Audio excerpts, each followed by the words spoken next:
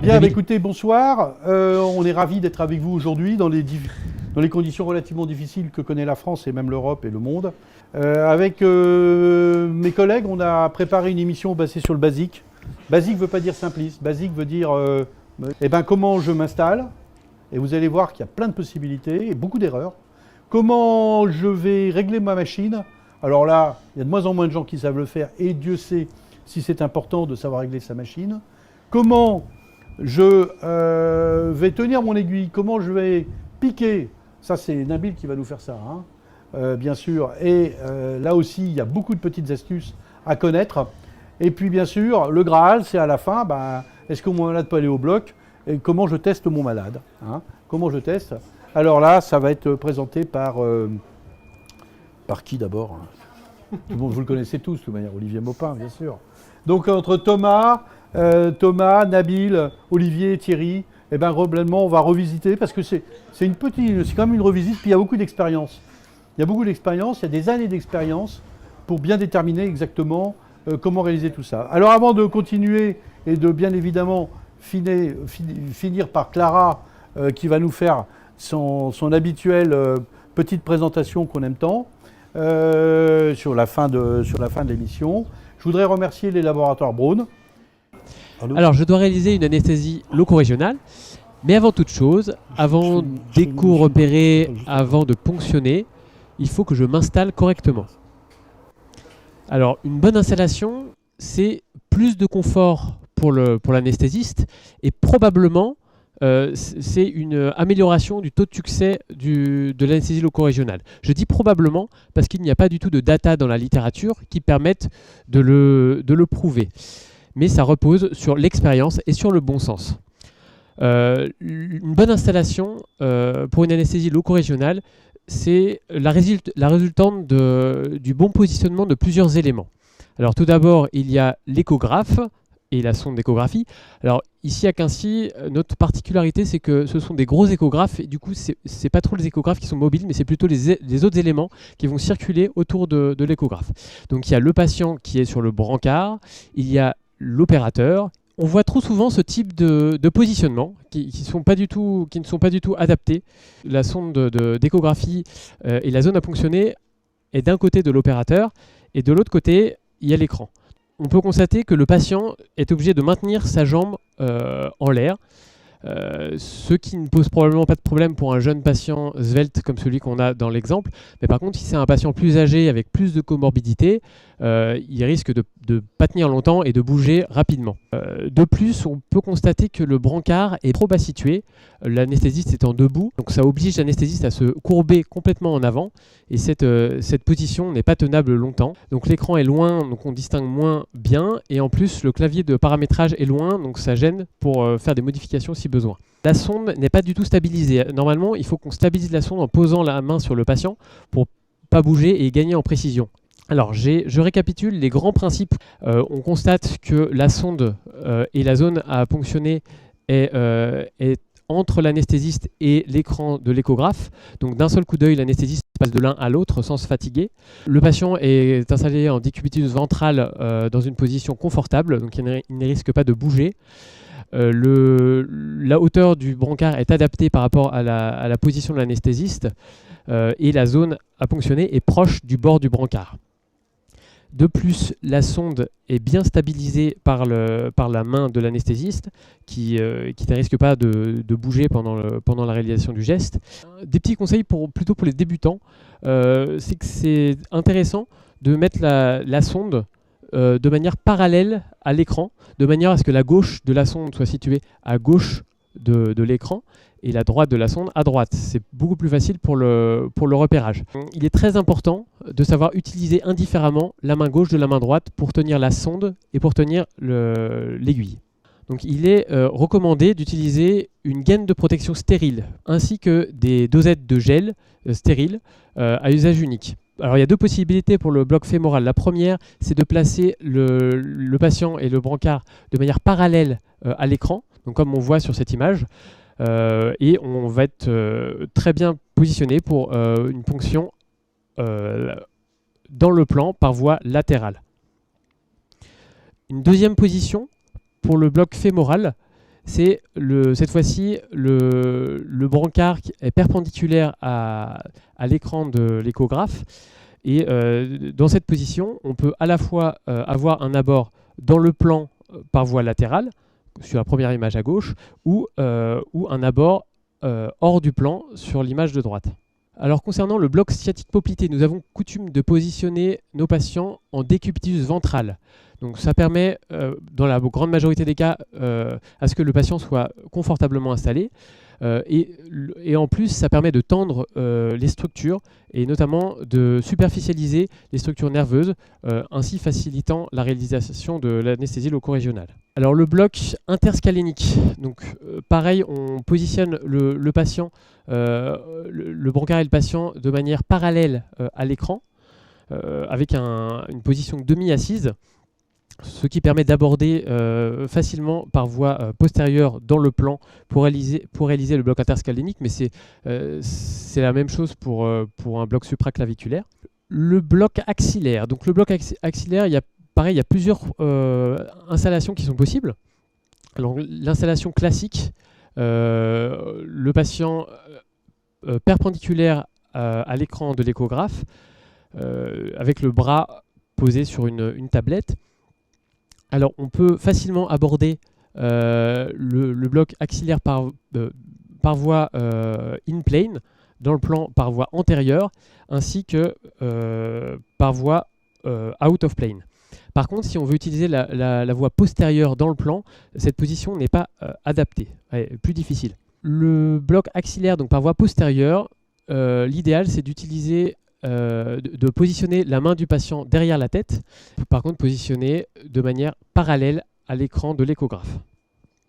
Donc en fait cette approche qu'on aime beaucoup à Quincy permet d'accéder si besoin au nerf intercossobrachial et au cutané médial du bras, et également de rapprocher dans cette position le nerf musculo-cutané est plus proche de l'artère axillaire et des autres nerfs, ce qui permet de favoriser la réalisation de l'anesthésie loco-régionale. Quelle était la direction de tes yeux? Comment tu veux à chaque fois t'installer? Qu'est-ce que tu recherches? Je pense vraiment le fondamental, c'est quoi? C'est d'avoir les mains devant, entre l'écran et les yeux, et que ce soit parfaitement aligné. Comme ça, on n'a pas besoin de faire de mouvements, etc. Donc c'est vraiment à droite, à gauche, à gauche. Après, à chaque fois, il y a plusieurs positions qui peuvent permettre cet alignement, mais c'est vraiment, je dirais, le principe fondamental. Alors, ce qui est certain, c'est que j'ai l'occasion de me déplacer pas mal, d'aller dans des hôpitaux où ils ont des fois des gros lits, ils sont loin, ils n'arrivent pas à se mettre toujours dans ces positions idéales. Ça, c'est vraiment assez habituel. Et ce qui rend d'ailleurs leur chose, qui rend leur bloc encore plus difficile. Parce que comme leurs lits, des fois, sont très gros, ils sont loin des réglages, ils s'installent, ils oublient de régler, ils sont tendus par le bloc à réaliser. Et effectivement, d'essayer d'optimiser cette phase-là, c'est quand même optimiser la réussite. Peut-être dans ces cas-là, c'est intéressant d'avoir des échographes qui sont très mobiles et qui peuvent facilement se positionner autour des lits et non pas comme ici de bouger avant tout le patient, mais de pouvoir bouger l'échographe plus facilement. Tu arrives à te mettre dans une position, toujours étonné la première fois quand je t'ai vu faire, je me suis dit mais c'est lui qui a raison. Pourtant nous on a beau chercher, on n'avait pas trouvé cette position que je trouve super. Mais globalement, à chaque fois, si on essaye d'optimiser cette direction, on arrive à travailler correctement. Tout à fait. Est-ce que tu as encore des situations d'inconfort? Je pense qu'en prenant son temps, vraiment, il faut se poser et bien réfléchir, et on peut toujours trouver des situations qui permettent d'être bien confortablement installé. Donc moi, je vais vous parler essentiellement du réglage pour faire les plus belles images possibles. Je pense qu'aujourd'hui, quand on effectue un bloc, quel qu'il soit, piquer, c'est abordable par n'importe qui. Je dirais même que c'est relativement facile. Il faut respecter des règles de sécurité, mais avant, je pense qu'on piquera bien si on fait de belles images et si on arrive à bien localiser sa zone cible. Donc le tout, c'est d'avoir une belle cible et respecter quelques règles. Pour ça, c'est vrai que quand on voit nos échographes, là, on a deux types de machines que je vous présente, des machines donc on a plusieurs boutons avec un clavier, et puis d'autres avec une machine avec un clavier tactile. Donc il y a déjà des pré-réglages qui sont rentrés, donc on abordera ça après, mais là je vais revenir plutôt sur cette machine où il faut aller chercher les réglages. Il y a, moi je dirais, 5 réglages qu'il faut connaître, que j'appellerais des réglages de base. Et donc, on va commencer tout de suite par le premier qui, à mon avis, est un réglage essentiel, qui est avant tout la profondeur. La profondeur, c'est pareil quand on fait de la photo. Au départ, si on utilise un zoom et qu'on cherche à travailler en étant tout près de la zone cible, on aura du mal à voir, pardon, la caméra là, excusez-moi, on aura du mal à voir la zone cible et surtout les structures avoisinantes. Donc tout ce qui est artères, veines, etc. Donc on va plutôt chercher au départ à avoir un grand angle. Ma zone cible, là, on part de la carotide, on va un petit peu en arrière, on tombe ici sur le défilé interscalénique. Ici, vous avez les racines qui sont ici. Vous voyez, j'ai une échelle qui est sur le côté. Je vais prendre ma petite flèche pour bien vous montrer. Vous avez l'échelle qui est en centimètres. Et donc, au départ, je commence avec quelque chose, avec un grand angle. Et une fois que j'ai repéré ma racine, là, vous voyez, elle est en plein milieu de l'écran, elle a 1,5 cm. À ce moment-là, je peux commencer à me rapprocher. Ma zone cible, elle sera bien placée si elle se trouve plutôt dans la moitié de l'écran, donc toujours centrée par rapport à la ligne médiane, et sinon c'est dans la moitié de l'écran, ou alors c'est la jonction tiers moyenne, tiers distale. Là, Thierry, tes profondeurs, elles varient en fonction des sites ou mes profondeurs, elles varient en fonction des sites. Si on fait un bloc axillaire, qu'on a un sujet qui est relativement maigre, évidemment, là, je serai dans le premier centimètre. Après, si c'est un bloc sciatique poplité ou un bloc sciatique subglutéal, là, on peut aller à 3, 4, 5, des fois 6 cm. Donc là, mon premier réglage, c'est avant tout de bien positionner ma profondeur de façon à avoir mon air, je vous dis, à peu près, on peut tabler sur la moitié de l'écran. C'est déjà, en gardant un bon niveau. À peu près toujours la fréquence la plus haute pour avoir une bonne qualité. On va parler de la fréquence maintenant.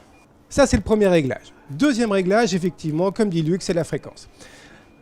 Bon, vous savez, quand on utilise des sondes d'échographie, les sondes d'échographie, elles ont une certaine fréquence et on travaille entre, aujourd'hui, on peut descendre 4-5 MHz et on peut monter jusqu'à une vingtaine de MHz. Alors aujourd'hui, les sondes linéaires qu'on a, celle que j'utilise, c'est une sonde qui va entre 8 et 12-13 MHz. Si on a des sondes matricielles, on peut monter à 15-16 MHz, ce qui nous permet de travailler vraiment dans le premier centimètre et d'avoir vraiment une qualité d'image exceptionnelle. Donc, plus la fréquence est haute, vous le savez, plus la fréquence est haute, et plus on ira voir de façon plus parfaite ce qui est dans les premiers centimètres. Par contre, tout ce qui est en profondeur, ça sera un petit peu plus difficile. Dans ta pratique? Dans ma pratique quotidienne, j'utilise, à 90%, c'est ma sonde linéaire, et je suis entre 9 et 15 MHz, mais vraiment plus souvent entre 12 et 15 MHz. Donc, là, sur cet appareil-là, la fréquence, elle se situe ici. C'est ce petit bouton qui est là. On l'appelle une fois. Vous avez ici, en bas de l'écran, vous avez ici tous les boutons qui sont indiqués. Et si je tourne une fois, voilà, j'ai ma fréquence qui apparaît. Là, je suis à 13 MHz. Sur cet appareil-là, 13, c'est vraiment le premier, voire le demi-premier centimètre. Donc là, je peux passer à 12. Et si on va aller voir un petit peu plus profond, au deuxième ou troisième centimètre de profondeur, je peux jouer sur ma fréquence. Et là, on voit quand même qu'on a un petit peu plus de clarté et on voit les choses un petit peu plus en profondeur. Donc la fréquence, c'est vraiment adapté à sa zone cible. Donc si on se trouve à la moitié de l'écran, là je suis à 1,5 cm, clairement je peux remonter. Là vous avez vu, j'étais à 8 MHz, je peux passer à 10, je peux passer à 12. Là à 12 MHz, je suis vraiment bien, quoi. Là on voit bien la racine qui sort de l'apophyse transverse. Là je fais des petits allers-retours pour vous montrer. On voit bien l'apophyse transverse avec la racine qui est au milieu. Donc ça c'est mon deuxième élément qu'il faut bien régler. Troisième élément qui est important, et là qui n'est pas bien réglé sur cet appareil pour ce type de bloc, c'est ce qu'on appelle la focale. La focale, c'est ce qu'on appelle la résolution latérale. La résolution latérale, c'est quoi? C'est la capacité qu'a le processeur ou l'échographe à distinguer deux éléments très proches qui sont sur la ligne qui est perpendiculaire par rapport aux ultrasons. Donc là, clairement, ma focale, elle doit se positionner en regard de ma zone cible ou un tout petit peu plus au-delà de ma zone cible. Donc là, si on détermine que la racine, c'est ma zone cible, vous voyez, je suis à 1,6, 1,8 cm. Ma focale, elle est à 0,9 cm. Donc, c'est insuffisant. Je vais donc jouer sur ma focale, c'est ce bouton qui est ici, et je la baisse, ici, encore un cran, Voilà, là je suis descendu peut-être un petit peu beaucoup, ça 2 cm. Et donc on va avoir une meilleure focalisation. Ça veut dire quoi une meilleure focalisation? Ça veut dire qu'à un moment donné, le faisceau des ultrasons, il va se concentrer. Il va se concentrer en regard de la zone cible. Donc là, il va se concentrer sur, voilà, au niveau des 2 derniers, au niveau de l'échelle où vous avez 2 cm. C'est là que va se concentrer le faisceau des ultrasons. Et donc, ça va donner et ça va apporter plus d'informations et on aura une meilleure définition de l'image. Alors, ce qui est certain, c'est que globalement, le focus, je vois très très peu de jeunes régler sur des machines. C'est un oubli vrai, complet. Il règle la profondeur parce qu'il voit bien l'intérêt. Alors le focus... Le focus, c'est souvent par méconnaissance, mais aussi...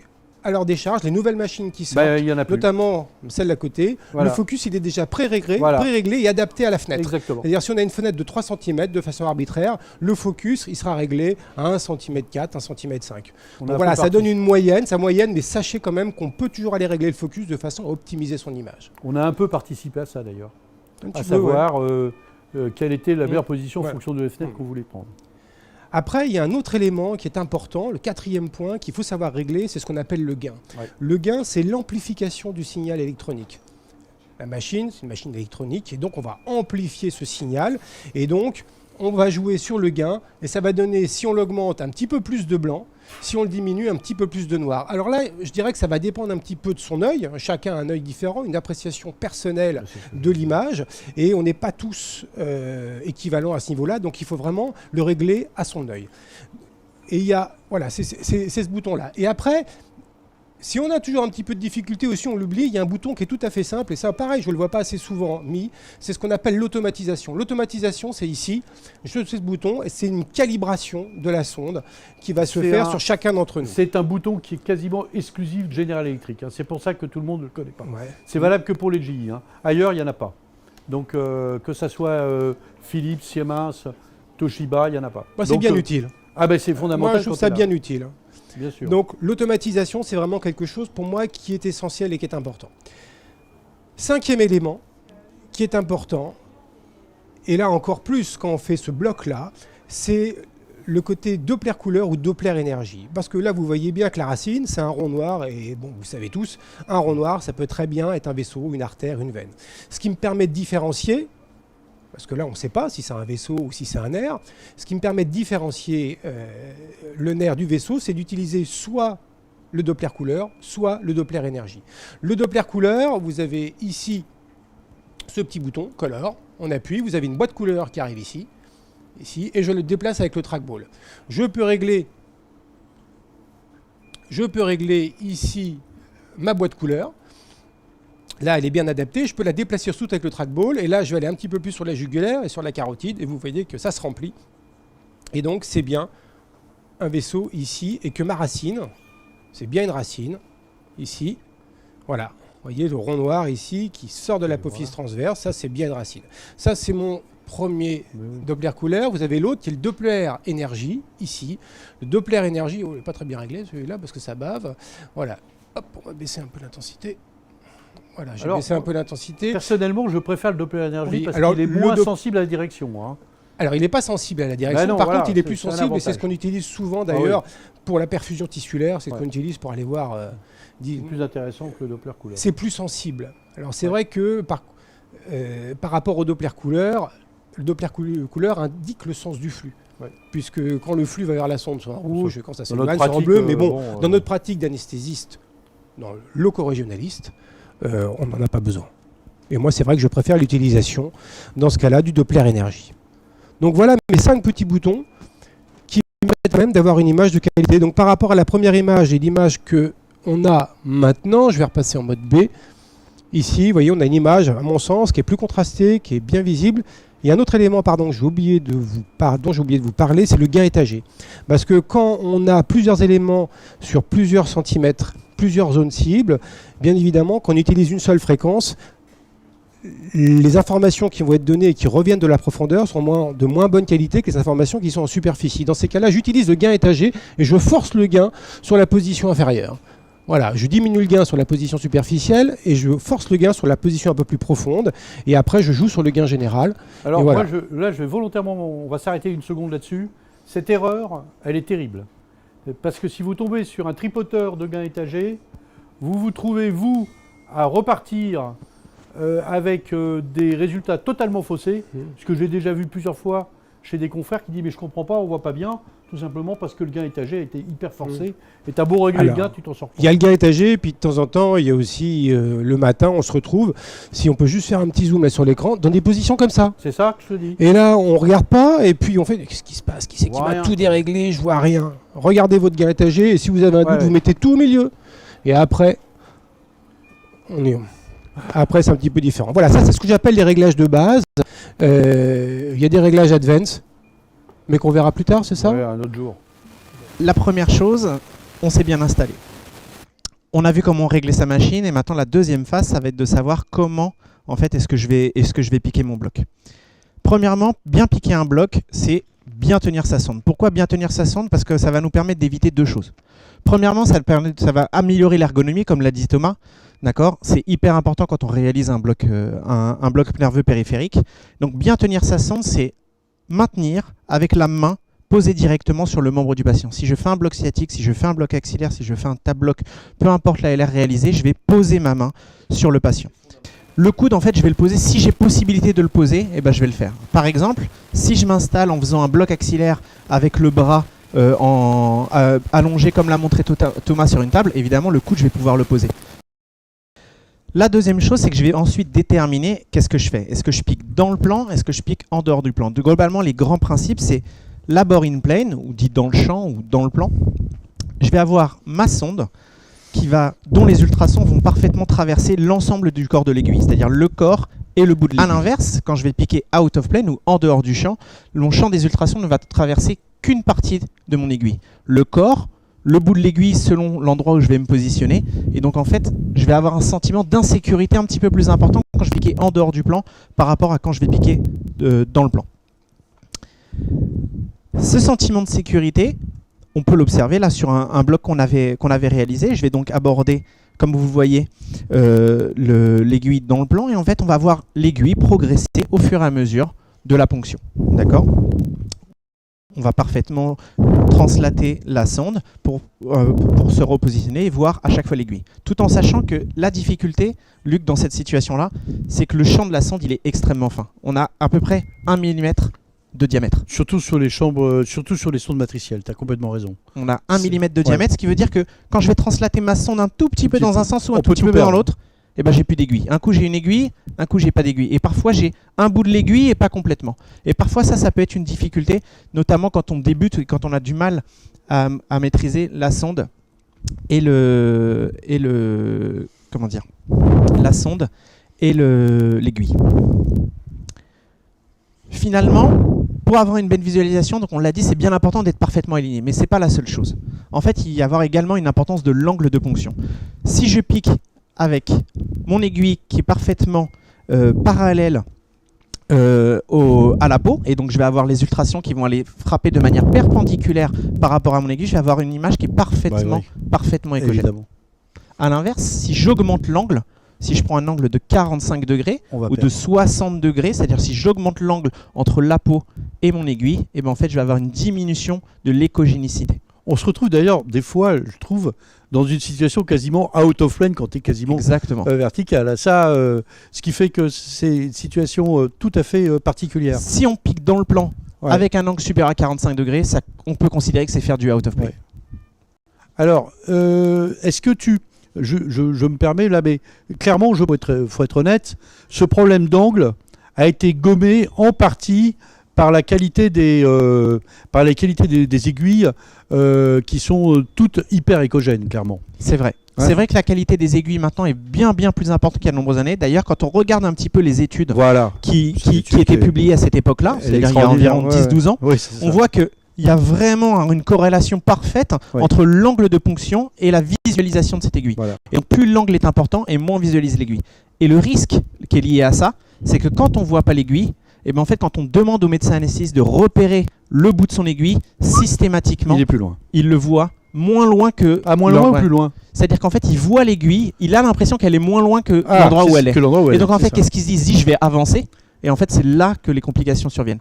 les ponctions vasculaires, les ponctions nerveuses. Pourquoi? Parce qu'il a l'impression que, étant donné qu'il fait du in-plane, en toute sécurité, il peut avancer comme il veut. Clairement, les aiguilles hyper échogènes, qui sont d'ailleurs, je le rappelle, c'est une recommandation d'utiliser des aiguilles hyper échogènes. Aujourd'hui, nous ont en tout cas vachement aidé dans la visualisation de l'aiguille lors de son déplacement. Exactement. Avec un angle, on va dire entre 30 et 40, 45. Après, c'est de la out of plane. On ne voit plus rien. L'autre inconvénient de piquer in-plane, c'est ça. C'est qu'on a une zone aveugle. Quand je fais du in-plane, d'autant plus si je veux avoir justement une parfaite égogénicité et que je vais avoir une aiguille avec un angle le plus limite possible, et ben en fait je vais devoir piquer à distance de ma sonde d'échographie. Et si je pique à ma distance de ma sonde d'échographie, ben en fait il y a une zone que je ne vois pas au moment où je passe la peau. C'est-à-dire qu'en fait je vais avoir 2, 3, 5 mm sur lequel je vais progresser sans voir ce que je fais. Et c'est là qu'on peut avoir des soucis. Si jamais j'ai un nerf dans cette zone, si jamais j'ai un vaisseau dans cette zone-là, eh ben je peux avoir des complications. Ouais, tout à fait. Donc l'idée étant de translater la sonde sur la zone dans laquelle je passe la peau, tout en progressant pour arriver sur la zone d'intérêt dans laquelle je vais pouvoir voir mon aiguille après avoir avancé en toute sécurité. Alors, ça veut dire que quand tu fais une plate, enfin moi c'est ce que je fais, globalement tu te mets quand même, pour pas avoir d'angle, tu es obligé, comme on le voit dans ton schéma, dans cette diapositive, tu es obligé de te mettre quand même, non seulement à distance, mais même calculer un peu la profondeur pour arriver le plus parallèle possible. Exactement. Et à ce moment-là, tu as vraiment une configuration, vraiment de vision extra de ton aiguille. Mais en même temps, ça te fait un trajet plus long, ce qui fait que tu vas faire sûrement un bloc, tu vas utiliser des aiguilles de 8 à 10 cm pour faire ce bloc, alors que en out of plane, tu vas plutôt utiliser une aiguille de 5. Ouais. Et les inconvénients de cette justement ponction plus importante, eh ben on sait que ça peut parfois être plus douloureux.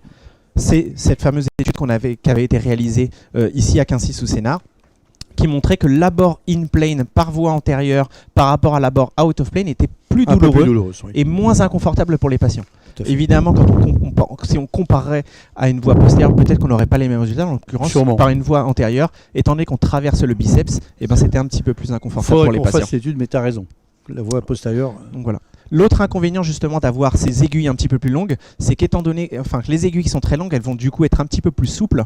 Et donc parfois, quand j'ai déjà progressé, que j'ai déjà mis 4 à 5 cm d'aiguilles qui sont insérées dans le patient, et ben en fait je vais avoir des angles de direction qui sont un peu moins importants. Et donc du coup je vais être un peu moins confortable que quand je vais faire du out of play. D'ailleurs, le problème de la redirection, moi je vois mes internes, ou je vois les débutants, on voit nos remplaçants, ils ont tendance par moment à forcer un peu sur l'aiguille pour essayer d'aller dans la bonne direction, parce que t'es pas loin, t'es à 2, 3, 4 mm.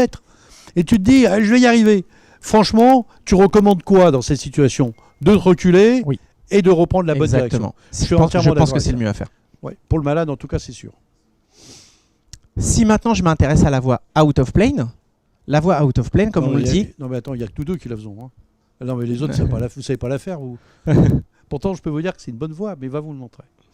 Donc en effet, la voie out of plane, on sait qu'en France, en effet, c'est pas la voie la plus utilisée. On sait qu'on est aux alentours, on est aux alentours de 80% de gens qui font du in plane et environ 20% de gens qui font de out of plane. Tout à fait. Quand on fait du out of plane, la difficulté, ça va être de repérer le corps par rapport au bout de l'aiguille. Mais en fait, on a des moyens de s'en sortir. Là, on a une petite vidéo qui a été faite ce matin par Olivier Maupin. Oh là, grand talent. Grand talent et grand spécialiste de la out of plane. Je crois que c'est la première fois que je le vois faire et je suis hyper impressionné parce qu'il sait bien le faire en plus. Et donc là, quand il réalise son bloc, on voit bien le bout de l'aiguille et on voit les tissus qui bougent. Ouais. La deuxième chose, c'est qu'il fait de l'hydrolocalisation. Ah ça, on aime ça. On voit qu'il injecte des petits millilitres, d'accord, voire même moins, juste pour pouvoir repérer un peu l'endroit où il se trouve. Moi, j'injecte pas plus de 0,1, 0,2 cc. Hein. On n'a pas besoin de gros volumes, d'accord. L'intérêt, c'est de progresser progressivement en injectant des tout petits volumes, pour repérer l'endroit où on est. Superbe. Jusqu'à arriver à la zone d'intérêt. Ah oui, c'est bien le faire. Hein. Voilà. C'est excellent.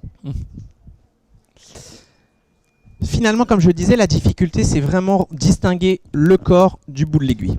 Pour s'affranchir de ce problème-là, le mieux, c'est de voir un angle, cette fois-ci, qui est beaucoup plus important que lorsqu'on pique en in-plane. C'est-à-dire que cette fois-ci, on va plutôt viser un angle supérieur à 60 degrés. D'accord ? Quand on va avoir un angle supérieur à 60 degrés, comme on le voit sur ce schéma, qui est au niveau du C, on va avoir peu d'espace, peu de distance entre le corps de l'aiguille et le bout de l'aiguille. A l'inverse, si je me mets avec un angle de 45 degrés, c'est ce qui est représenté sur l'image A, et ben en fait je vais devoir translater ma sonde pour aller chercher le bout de l'aiguille. C'est une technique qui existe, c'est une technique qui est largement utilisée par certains qui font du out of plane, c'est la technique du walk and down. Absolument. D'accord. Moi, c'est une technique que je trouve moins satisfaisante, mais c'est mon avis personnel. Je peux le comprendre parce qu'effectivement, tu repères l'endroit où tu voyais le mieux la cible. Oui. Tu la perds. Exactement. C'est ça l'avantage en plus quand je vais justement piquer dans, je vais repérer ma cible, et je vais positionner parfaitement ma sonde, et là, je sais qu'en fait, je serai parfaitement au bon endroit. T'as raison. Et que vraiment, je vais faire des petits mouvements d'anisotropie éventuellement pour parfaitement aligner mes ultrasons avec mon aiguille et ma zone d'intérêt. Bien sûr. Je sais pas, mais de toute façon, on verra après. Finalement, est-ce qu'il faut privilégier une technique par rapport à l'autre? Bah, en fait, la littérature, elle est claire. J'en étais sûr. Réponse là-dessus. Bah, en fait, non. Non, il n'y a pas de technique à privilégier l'une par rapport à l'autre.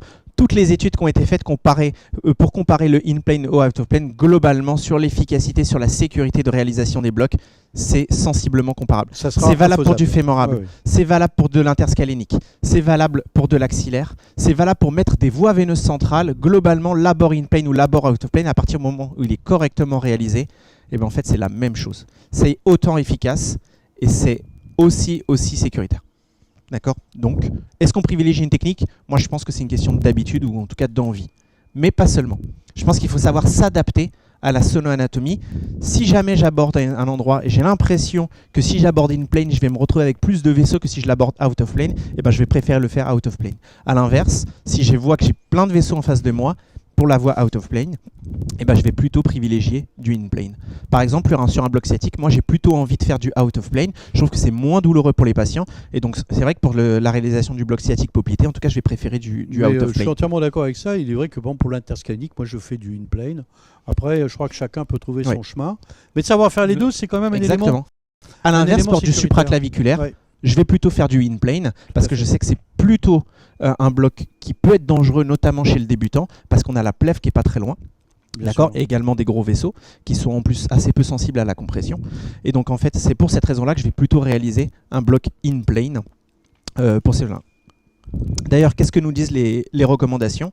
C'est que la compréhension des techniques de guidage de l'aiguille dans le plan et en dehors de plan, c'est un prérequis pour la sécurité et l'exécution de la LR. Donc c'est connaître les deux techniques et qu'en fait on a d'autres moyens qui vont nous permettre de nous aider dans ces situations-là. Oh, mais c'est vieux ça.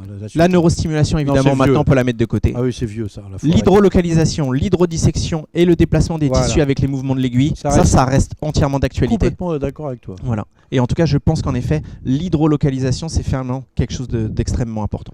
En tout cas, l'hydrolocalisation va permettre, comme on l'a vu sur le petit film, le petit clip qui a été présenté, on va permettre à tout moment de s'arrêter quand on ne voit plus rien, même dans le champ ou dans l'odeur du champ, de se dire hop, stop, je m'arrête, stop, je prépare un petit peu pour voir où est le bout de mon aiguille, ah ben je sais où je suis, je continue. Parce que si je ne vois pas où je suis, dans un vaisseau, tout le monde le sait. Si on ne voit pas le bout de son aiguille, qu'on injecte un peu de produit et qu'on ne voit rien, par définition, vous êtes dans le vaisseau. Dans 97%, vous êtes comme ça. C'est-à-dire, vous avez quitté le champ de la sonde. In plane ou out of plane, peu importe. Mais effectivement. Bon, en tout cas... D'autant plus que quand on fait du in plane, malheureusement, on voit beaucoup trop de gens passer plus de temps à rechercher leur aiguille qu'à faire le bloc en soi. Et ça, c'est vraiment un vrai plus pour le out of plane. Écoutez-le, là, là, ce qu'il vient de dire, là, c'est fort. Bon, en tout cas, c'est super. Merci beaucoup pour cette mise au point, qui d'ailleurs, chez nous, alors, on peut le dire franchement, hein, il y en a une bonne partie qui fait la moitié, on va dire, qui fait du in plane, et puis il y en a la moitié qui fait du out of plane. Donc, l'out of plane, hein, voilà, exactement. Alors, faut faire de tout, dit Monsieur Garnier. Il a complètement raison. Je crois que c'est pour ça qu'on m'avait demandé de faire ça. Parce que vraiment, je pense que j'ai pas un avis très tranché. Bien, on va passer à, pour moi, une des parties les plus importantes. C'est que ça, c'est 30 ans d'expérience. 30 ans d'expérience sur la LR, de savoir comment on va tester son bloc. C'est vachement dur. C'est vachement difficile. Il n'y a aucun papier qui va vous aider. Mais cette présentation, elle va vous aider parce que c'est un peu la quintessence de ce que l'on fait ici chez nous. Et par définition, comment tester son bloc, c'est ce qui va faire la différence entre quelqu'un qui fait la loco régionale est quelqu'un d'autre. C'est-à-dire qu'au bout du compte, à la fin d'un certain temps, il va nous expliquer, si vous avez un territoire qui n'est pas anesthésié, vous saurez le compléter parce que vous savez quel est le nerf qui n'a pas été bloqué. À toi la parole. Bon. Donc le spécialiste de l'out of plane qui présente comment tester son bloc.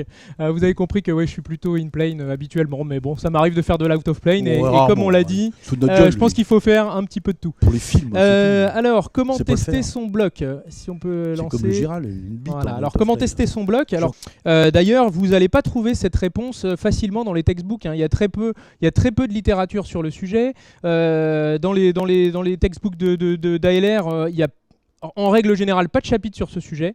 Donc on va essayer d'apporter quelques réponses, mais vous allez voir que c'est pas aussi clair qu'il n'y paraît.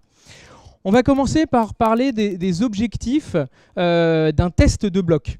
Qu'est-ce que le test ultime? Qu'est-ce qu'il serait capable de faire? Il faudrait qu'il soit reproductible, que ce soit un test objectif, que ce soit pas un test qui soit soumis à la subjectivité du patient, qui soit parfaitement inoffensif évidemment pour le patient. Il faudrait qu'il soit possible de le faire y compris chez le patient non communicant, soit en pédiatrie ou la personne âgée un petit peu démente, qu'on puisse avoir une réponse fiable. Il faudrait qu'il teste toutes les parties du corps, l'intégralité de toutes les parties du corps, y compris la profondeur, la douleur viscérale, la douleur profonde. Il faudrait qu'il soit sélectif sur la douleur, puisque finalement c'est ça qui nous intéresse. Parfois on peut se contenter d'avoir un bloc uniquement anesthésique avec encore un petit peu de motricité, c'est bien suffisant pour faire la chirurgie. Il faudrait que ce test puisse tester la distribution du bloc, la topographie du bloc. Est-ce qu'on a bloqué les bons endroits? La profondeur du bloc, au même titre qu'on a le BIS pour monitorer la profondeur d'anesthésie, on n'a rien du tout actuellement pour monitorer la profondeur de notre ALR. Il faudrait que ce soit facile et rapide et bon marché. Donc vous voyez que ça fait beaucoup de critères à respecter pour avoir un test de qualité pour notre ALR. Alors on va voir que principalement, ce qui va nous intéresser pour respecter ces conditions, au moins partiellement, c'est des tests cliniques. On va séparer la présentation en deux parties. Ce qui va nous intéresser principalement pour le test du bloc, test clinique de notre bloc, ça va être la profondeur du bloc, la profondeur, la densité du bloc et sa topographie. On va voir comment on teste un petit peu les deux. Alors on va commencer par la profondeur, la densité du bloc. Alors pour ça, il faut revenir à des éléments d'anatomie de base. Qu'est-ce que c'est un nerf périphérique? Quand on va tester un nerf périphérique, finalement, qu'est-ce qu'il y a là-dedans? Il y a des fascicules, sur ces images de microscopie électronique. Il y a des fascicules avec à l'intérieur des fibres. Et ces fibres, on voit bien qu'elles n'ont pas toutes la même tête. Il y a des fibres qui vont être myélinisées, d'autres non myélinisées, des grosses fibres, des petites fibres. Et en fait, dans un nerf périphérique, on va avoir beaucoup de choses concernant la sensibilité. On va avoir principalement trois types de fibres, des fibres de type A, B ou C.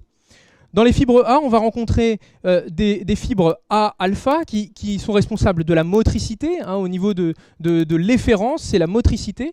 Et au niveau de l'afférence, c'est la proprioception. Le fait de repérer son corps, les articulations de son corps dans l'espace. On va avoir également dans la fibre, des fibres A-bêta dans le nerf périphérique qui sont responsables du toucher léger, qui sont des fibres qui sont un petit peu moins myélinisées que les fibres A-alpha, mais qui sont tout de même assez myélinisées.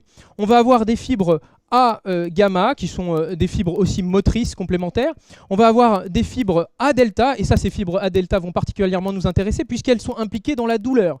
Mais elles sont impliquées également dans le toucher, du toucher qui est moins sensible, moins spécifique, la pression et le froid. On va avoir des fibres B, comme je l'ai dit, qui sont plus l'apanage du système autonome, sympathique et parasympathique. On va avoir des fibres C, qui sont là également des fibres d'intérêt spécifiques pour nos blocs, puisqu'elles sont responsables de la douleur profonde, la douleur diffuse, la douleur qui circule lentement. Ce sont des fibres qui sont non myélinisées, qui sont aussi responsables de la sensibilité au chaud. On voit qu'au niveau de la myélinisation, on a des degrés de myélinisation qui sont différents. De la fibre A-alpha, qui est l'archétype de finalement la fibre myélinisée, très très myélinisée, Et on va à l'opposé, la fibre C qui, elle, n'a pas de myéline. Hein. Et donc on va avoir des sensibilités aux anesthésiques locaux qui vont être différentes. La fibre motrice ou proprioceptive A-alpha va être moins sensible aux anesthésiques locaux que la fibre C qui va être plus sensible aux anesthésiques locaux du fait de l'absence de myélinisation. Également, on va avoir une différence de diamètre, de rayon. Les fibres A-alpha sont très grosses hein, et donc très longues à bloquer. Et les fibres C, elles sont beaucoup plus petites, largement plus petites. On va aussi avoir des différences de vitesse de conduction avec une conduction saltatoire au niveau motrice et proprioceptive qui va être très très rapide, hein, de l'ordre de plusieurs 120 mètres secondes, alors que de la fibre C va être très lente, hein, à peine 1 mètre par seconde. Et puis on a tout un panel intermédiaire en fonction de la taille des fibres nerveuses et de leur degré de myélinisation. Et ça va être très important pour nos blocs, c'est capital pour nos blocs. Hein, et c'est capital pour comprendre l'installation de nos blocs. Qu'est-ce qui va se passer quand on va mettre notre anesthésique locale ? Eh bien, en premier lieu, on va avoir les fibres du sympathique qui vont être relâchées. C'est ce qu'on observe bien régulièrement, une vénodilatation assez spectaculaire quand notre bloc fonctionne. Ça, c'est la première chose qui va se passer au bout de quelques minutes.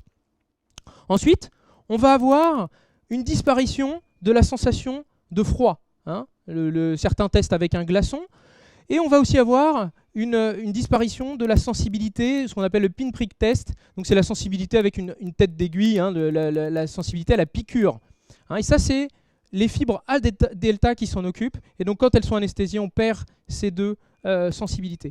Puis quand on poursuit dans le temps, on va avoir une anesthésie de la douleur, hein, cette fois-ci, avec les fibres C qui commencent à s'endormir, les fibres A delta qui finissent de s'endormir.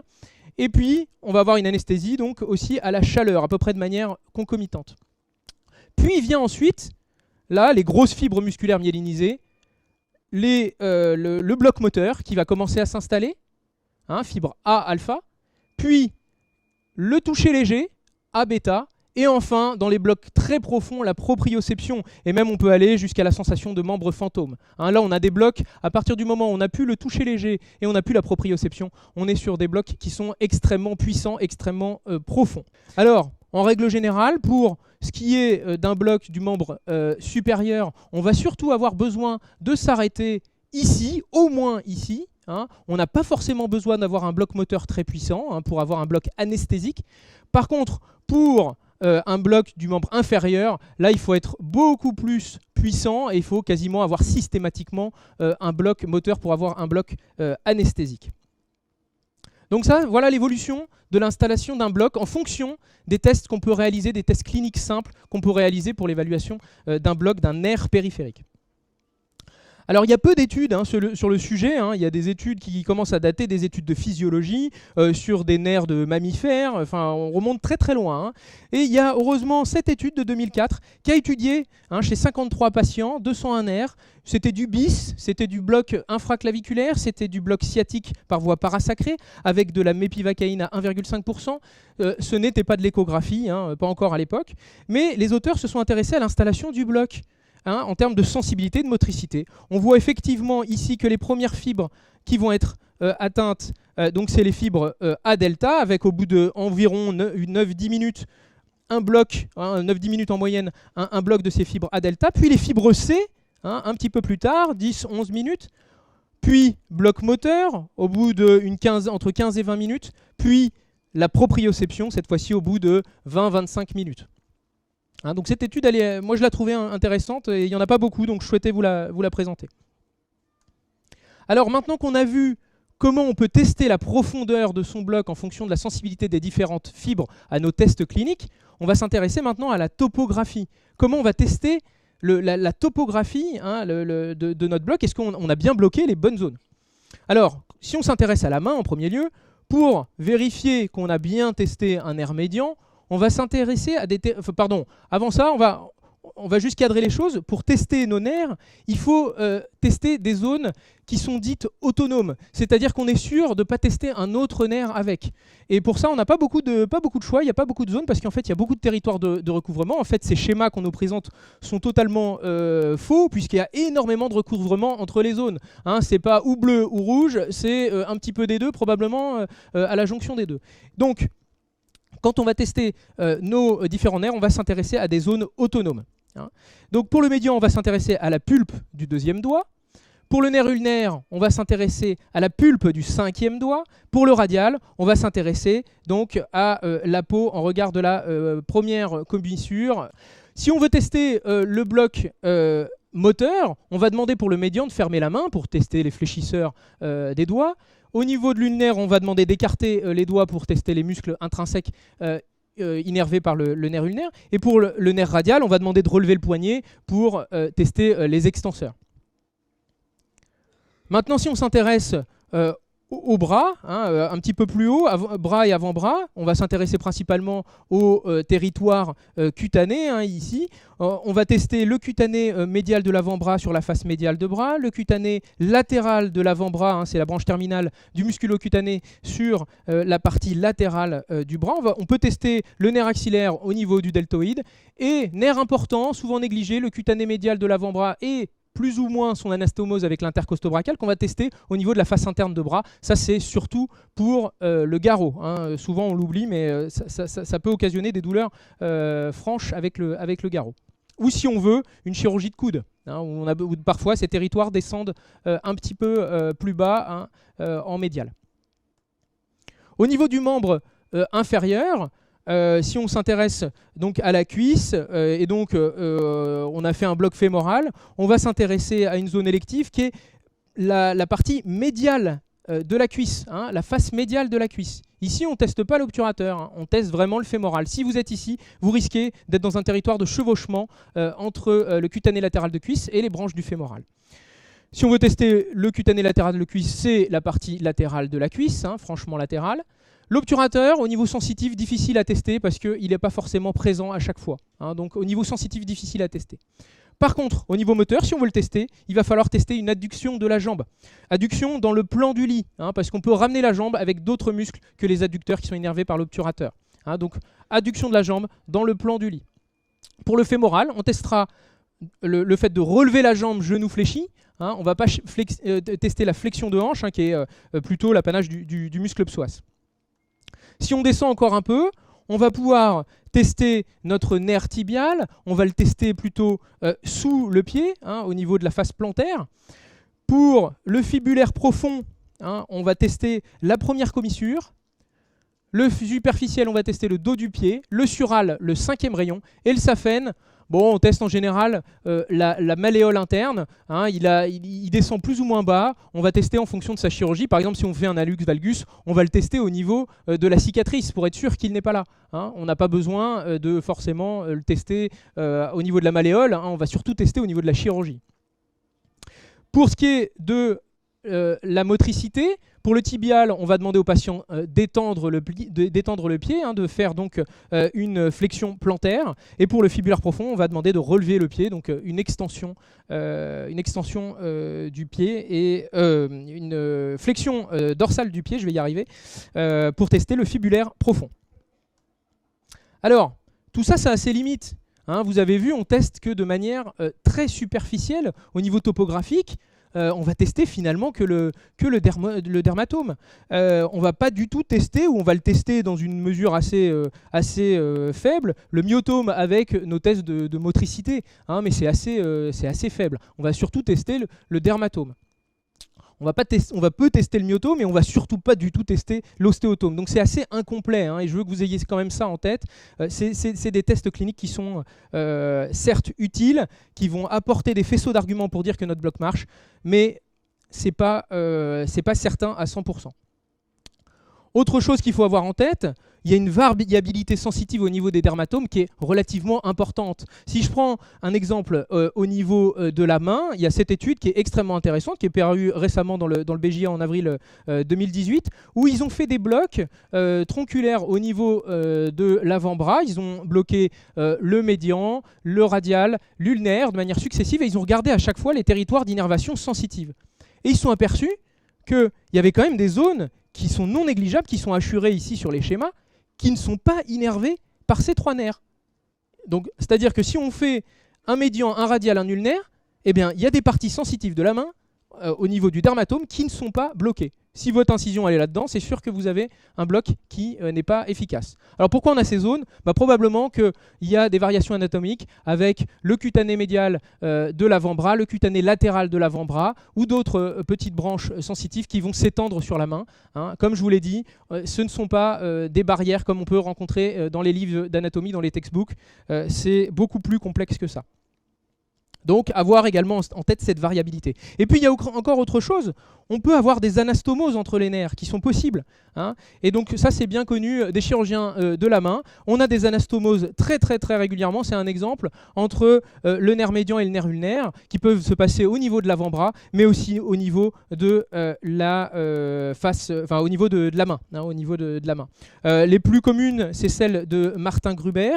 Hein, donc, une contribution du nerf médial vers l'ulnaire. Et puis une anastomose, un rameau communicant entre le nerf médian et le nerf ulnaire de cette manière, c'est l'anastomose de Rich-Cagneux. Alors, pour ce qui est de la profondeur du bloc, on a vu tous nos petits tests sensitifs. Nous, on est plutôt comme ça. On va tester une zone élective, on va tester un dermatome, on va tester un type de fibre, et encore de manière très partielle, hein, on l'a vu. Est-ce que ça va être suffisant pour tester notre chirurgie ? Eh bien, on va devoir s'en contenter, j'ai envie de dire. Hein. On ne peut pas faire de tests très compliqués dans notre salle d'ALR ou dans notre salle d'intervention. Et donc, on va devoir s'en contenter. Mais ayez en tête que ces tests cutanés sensitifs, le pinprick, la sensation au froid, la proprioception, le bloc moteur, etc., on est très loin de savoir ce qui se passe quand on fait une stimulation chirurgicale. Hein. On va écarter, couper, brûler. Et avec un garrot, on va même avoir des contributions, enfin une part ischémique de la douleur, hein, qui est extrêmement stimulante. Nos tests ne tiennent non plus, ça ne tient pas compte de ce qu'on appelle la sommation spatiale et temporelle du message douloureux. C'est-à-dire que, en fait, une stimulation chirurgicale, ça va être une stimulation intense, étendue et prolongée. Et ça, on est incapable de tester ça avec nos petits tests cliniques juste avant d'aller au bloc opératoire. Alors, juste un petit aparté sur le garrot. Pour bloquer la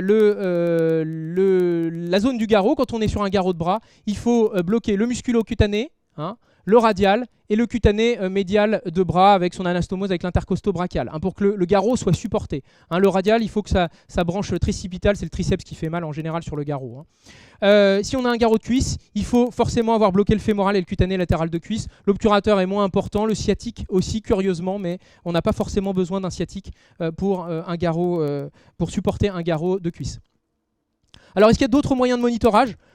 Oui, ils sont plus compliqués, ils ne sont pas du tout applicables en clinique et ils ne sont pas du tout non plus parfaits. Hein. Et ils utilisent principalement le fait qu'on va avoir un bloc sympathique et donc une modification de perfusion, une modification des flux sanguins au niveau du membre. Et donc on va avoir éventuellement un changement de température cutanée, des flux sanguins qui vont se modifier, qu'on peut monitorer avec une saturation en oxygène. On peut avoir aussi une ascension de l'oxygénation tissulaire avec des moniteurs type NIRS, mais tout ça c'est très partiel et c'est pas vraiment utilisable dans la pratique courante. Alors en pratique, qu'est-ce qu'on fait ? Parce que je vous ai dit, bon bah voilà, on est un petit peu bloqué, on a des tests cliniques à faire, mais on n'en est pas complètement satisfait finalement et on voit qu'on n'explore qu'une partie de notre bloc. Alors déjà, il faut être sûr de ces injections. Hein, il faut être absolument certain de ces injections. Et là, je vous invite à scanner, qu'on soit out of plane, in plane. Scannez avant si vous êtes out of plane, pendant si vous êtes in plane. Faites ce que vous voulez, mais il faut vraiment être sûr de nos nerfs. On teste quand ? On ne teste pas tout de suite, pas trop tôt. Hein, parce qu'on va stresser le malade quand le bloc n'est pas encore complètement installé. Le patient se dit tout de suite « Oh là là, ça ne va pas marcher, ça ne va pas marcher ». C'est déjà anxiogène, hein, l'ALR pour eux, n'en rajoutez pas. On peut par contre demander au patient s'il a des paresthésies. Immédiatement après le bloc, on a rapidement des paresthésies qui vont s'installer dans les territoires bloqués. Donc moi je demande éventuellement, avez-vous des petites fourmis qui s'installent dans les territoires que j'ai bloqués.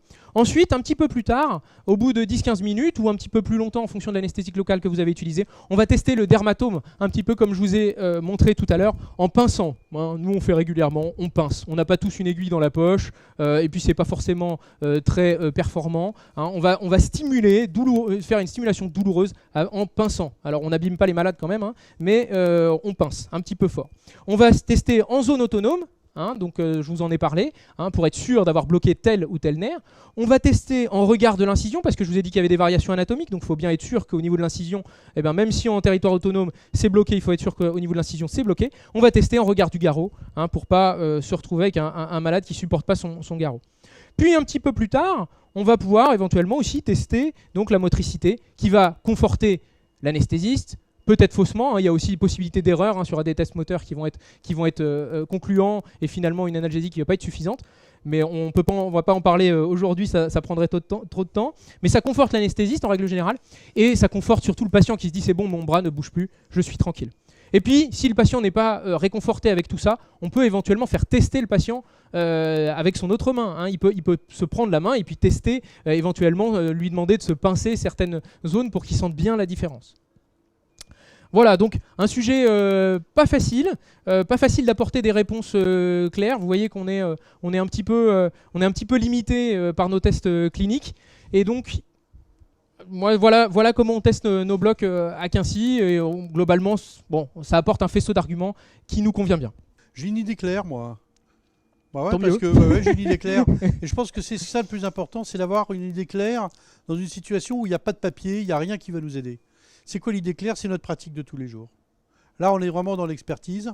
Et donc, là, tu m'as fait un bloc axillaire. Tu vas montrer à tout le monde comment tu testes mon nerf médian. Alors, pour tester le nerf médian, on va tester donc la pulpe du deuxième doigt. Alors, hop, je vais plutôt me mettre comme ça. Voilà. La pulpe du deuxième doigt et je vais appuyer un petit peu fort. Voilà, ça marche pas. Aïe. Voilà. D'accord. Le nerf ulnaire. Le nerf ulnaire, au niveau sensitif, on va s'intéresser donc à la pulpe du cinquième doigt. Voilà. Donc plutôt donc là c'est la pulpe. Je suis au niveau palmaire. Et pareil, on va tester en pinçant, pinçant un petit peu fort. Le nerf radial. Le nerf radial. Alors hop, on va tester ici. À pas confondre avec ça. Non. C'est pas là qu'on teste, c'est pas au milieu. C'est au-dessus. C'est au-dessus de la commissure. Au-dessus de la commissure. Voilà. Après au niveau moteur. Donc pour le radial, on va demander de fléchir les doigts. Non, de radial de... le médian, je vais y arriver, je m'embrouille moi-même. Le médian, on va demander de fléchir les doigts. Ou de faire... ou de faire le flipper. Voilà. Ça c'est lui ma méthode, c'était l'époque de la neurostime, il mélange tremble, alors voilà quoi. Pour un ulnaire, on va demander d'écarter les doigts. Absolument. Comme ça, c'est les doigts fins. C'est épicritique, c'est assez difficile à faire. Et pour le radial, moi je demande de faire le mouvement de la moto pour les extenseurs. Ou moi je mets le bras comme ça, je demande au patient de l'étendre, il n'y arrive pas. Et ça les rassure beaucoup parce qu'ils se mettent non seulement la main sur le coin de la tête, mais en plus ils n'arrivent pas à s'allonger. Et puis j'hésite pas à tester le controlatéral. Oui. Bonjour à tous, donc avec la JAR Paris, aujourd'hui on a décidé de vous parler un petit peu dans la littérature, qu'est-ce qui ressort concernant l'apprentissage de l'anesthésie loco-régionale et quelle littérature donc existe sur le sujet. Donc une première étude qui est une revue de la littérature qui est publiée du coup en 2017 et qui va reprendre à ce moment-là les 12 études qui étaient déjà sorties concernant l'intérêt de la stimulation et de la simulation en anesthésie. Là-dessus, il montre que finalement, dans 9 études, les apprenants ont plus progressé grâce à la simulation. Donc, c'était des simulations qui étaient assez basiques avec un bout de caoutchouc, un échographe et une cible à atteindre. Et finalement, dans 9 de ces études, les participants deviennent effectivement meilleurs grâce à la simulation. Il y a 2 autres études de cette revue systématique où ils sont allés un peu plus loin, puisqu'ils sont allés voir s'il y avait un outcome bénéfique sur le patient. Et ils ont montré que les apprenants qui avaient appris grâce à la simulation permettaient un meilleur outcome pour le patient et une meilleure prise en charge chez ces personnes-là. Il y avait une seule étude qui était négative dans cette revue de la littérature, mais une étude qui était confrontée à des biais méthodologiques, puisqu'ils avaient dû arrêter l'étude précocement pour des problèmes techniques. Donc, a priori, la simulation qui paraît un bon outil pour un apprentissage de l'ALR. Alors finalement, grâce à cette simulation, quelle est la courbe d'apprentissage ? Et là, ils étudient, donc pareil, ils mettent 28 apprenants dans une situation et ils regardent combien est-ce qu'il leur faut de tests et de séances pour réussir à atteindre de la manière la plus rapide possible la cible. Finalement, ce qu'ils mettent en évidence, c'est que, alors qu'au départ, ils mettaient environ 66 secondes à atteindre la cible, ils mettent moins de 30 secondes au bout d'une dizaine d'essais. Et d'autre part, au bout de 5 essais, ils ont finalement une manipulation assez facile de l'outil échographie. Au bout de 8 essais, ils estiment que le geste est relativement parfaitement réalisé. Donc la simulation, finalement, pour apprendre la LR, ça va vite. Ici, une étude randomisée en double aveugle qui s'intéresse à la question de finalement, quand on débute, comment est-ce qu'on doit positionner sa sonde. On a bien compris aujourd'hui que le positionnement, la préparation, c'était un élément qui était absolument essentiel pour réussir une anesthésie loco-régionale. Et là, ils se sont demandé si finalement, en prenant la sonde, donc dans un plan parallèle à l'aiguille et le tout perpendiculaire à l'épaule, est-ce que quand on est débutant et quand on fait le geste pour la première fois, on y arrive mieux? Et chez les 30 apprenants qu'ils ont inclus dans cette étude, oui, ils y arrivent mieux. D'une part, ils arrivent plus facilement à atteindre la cible et d'autre part, ils ont un pourcentage de temps de visualisation de leur aiguille qui est meilleur dans le groupe où ils sont installés finalement correctement. Ici, donc c'est publié dans Anesthesia and Analgesia en 2018 et il se pose la question, donc la simulation, oui, mais quel environnement d'apprentissage autour? Donc ils ont créé 2 groupes, un groupe qui faisait de la simulation classique, donc de même avec le bout de caoutchouc de la cible, et avec un feedback qui était un feedback de groupe uniquement. Un deuxième groupe où, au contraire, ils avaient le même outil de simulation, mais ils avaient un feedback personnalisé sur chacun des gestes qu'ils pouvaient réaliser. Dans un deuxième temps, ils passaient une évaluation pour voir le pourcentage de réussite de leur bloc.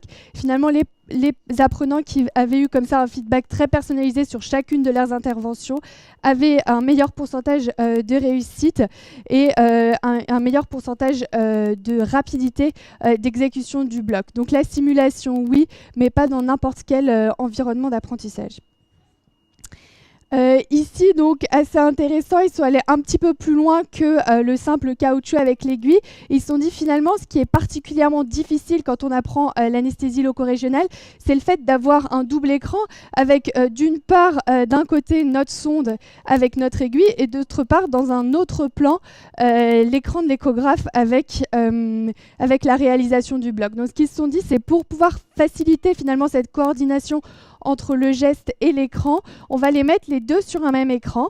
Et donc, ils mettaient à gauche une caméra qui tout simplement filmait la main de l'apprenant en train de réaliser le bloc, et sur la droite, l'image de l'échographie. Et ce qui montre encore une fois, c'est que grâce à ce nouvel outil, ils avaient des courbes d'apprentissage qui étaient très largement plus rapides et des coordinations entre la sonde et l'aiguille qui étaient apprises d'une meilleure manière, avec un pourcentage de visualisation de l'aiguille, un pourcentage d'atteinte de la cible qui était bien meilleur. Et enfin, dans le BMJ, donc en 2019, ils ont interrogé 38 experts de l'apprentissage de l'anesthésie loco-régionale à travers le monde. Donc c'était notamment fait avec la Société américaine d'anesthésie loco-régionale, et ils leur ont demandé, pour vous, quelles sont les pistes prioritaires pour l'apprentissage de la LR aux jeunes anesthésistes. Et finalement, leurs réponses et les réponses qui ressortent, c'est tout à fait ce qu'on a évoqué jusque-là, c'est-à-dire d'une part l'intérêt de la simulation dans l'apprentissage chez ces jeunes apprenants. D'autre part, la question de comment pouvoir mettre l'apprentissage de l'anesthésie loco-régionale à l'intérieur du cursus de tous les anesthésistes. comment l'évaluer aussi en fin de cursus. Aussi se poser la question de l'intérêt pour l'apprentissage d'avoir une salle dans le bloc opératoire qui est dédiée à l'anesthésie loco-régionale, puisqu'ils se rendent compte que finalement, quand on a une salle dédiée avec tout un tas d'intervenants qui évoluent autour, on progresse probablement plus rapidement.